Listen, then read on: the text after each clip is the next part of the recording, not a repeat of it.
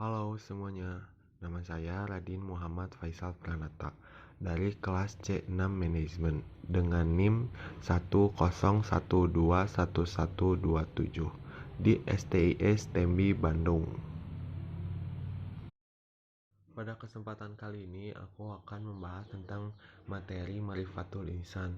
Ma'rifatul Insan itu terdiri dari 5, yaitu Ta'rifatul Al-Insan yang artinya pengertian manusia, yang kedua Hakikatul Insan artinya hakikat manusia, yang ketiga Takhotul Insan artinya potensi manusia, dan yang keempat Nafsul Insan artinya nafsu manusia, dan yang terakhir Sifatul Insan artinya sifat-sifat manusia. Dimulai dari Ta'rifatul Al-Insan. Manusia adalah salah satu makhluk ciptaan Allah Subhanahu wa taala yang memiliki peranan penting dalam kehidupan di muka bumi. Asal penciptaan manusia itu dari tanah dan ruh. Manusia juga terdiri dari 3 unsur. Yang ke satu al-qalb, yang kedua akal, dan ketiga jasad.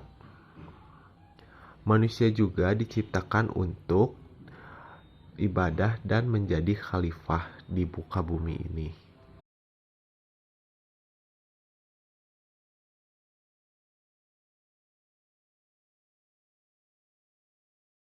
Materi yang kedua adalah Hakikatul Insan. Penjelasannya, hakikat-hakikat manusia yang harus dipahami antara lain: yang pertama adalah sebagai makhluk, yang kedua adalah sebagai mukhalaf, yang ketiga hakikat manusia adalah bebas memilih, dan yang terakhir hakikat manusia adalah mendapat balasannya. Materi ketiga adalah Takhotul Insan. Pengertian potensi menurut Miles Munroe.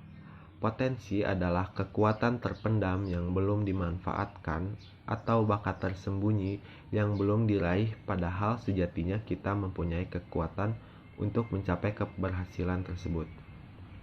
Dan pada pandangan Islam, potensi manusia adalah suatu anugerah yang Allah berikan karena Allah menciptakan manusia dalam bentuk yang sangat sempurna dengan kemampuan, maka dari itulah Allah membekali manusia dengan potensi yang ada dalam dirinya. Potensi-potensi manusia juga ada 3, potensi jasmani, potensi rohani, dan potensi akal. Menurut Islam juga, Allah memberikan potensi kepada manusianya dengan potensi penglihatan, potensi hati, dan potensi pendengaran. Nah, materi keempat itu Nafsul Insan. Nafsul Insan itu ada 3, yaitu Nafsul Mutmainah, yang kedua Nafsul Lawanan, dan ketiga Nafsul Amaratu Bisu. Nafsu ada pada manusia setelah bercampur jasad dan ruh. Dan insan adalah diri kita yang terdiri dari ruh dan jasad. Jadi pengertian nafsul insan itu, nafsu berarti sebuah perasaan atau kekuatan emosional yang besar dalam diri seseorang, sedangkan insan berarti manusia atau diri sendiri.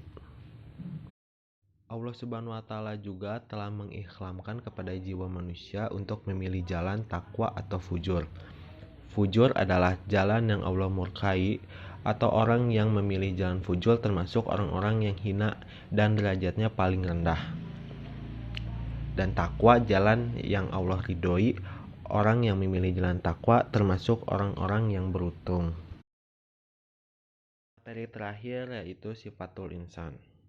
Manusia adalah makhluk hidup yang terbentuk dari banyak sifat yang membentuknya. Sifat manusia terbagi dalam 2 kelompok, yaitu takwa dan fujur.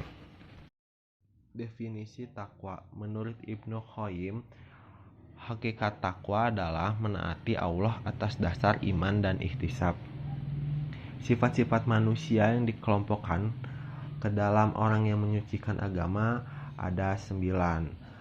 Yang satu banyak bersyukur, kedua bersabar, yang ketiga berhati lembut, yang keempat kasih sayang, kelima suka taubat, yang keenam bersikap lemah lembut, yang ketujuh selalu bersikap jujur, yang kedelapan terpercaya, yang kesembilan akan memperoleh keberuntungan. Dan definisi fujur adalah menggelamkan jiwa ke dalam dosa dan kemaksiatan. Bentuk tindakan dan perilaku buruk fujur adalah memperturutkan sifat tergesa-gesa, yang kedua berkeluh kesah, yang ketiga tidak mau berbuat baik, yang keempat kufur, yang kelima pendebat, yang keenam pembantah, yang ketujuh zolim, yang kedelapan jahil. Nah, jadi kesimpulannya bahwa sesuatu yang sifatnya baik maka nantinya akan membawa kesuksesan. Jika sifatnya buruk akan mengalami kerugian yang sangat besar. Sekian materi penjelasan dari saya. Saya mengucapkan terima kasih banyak.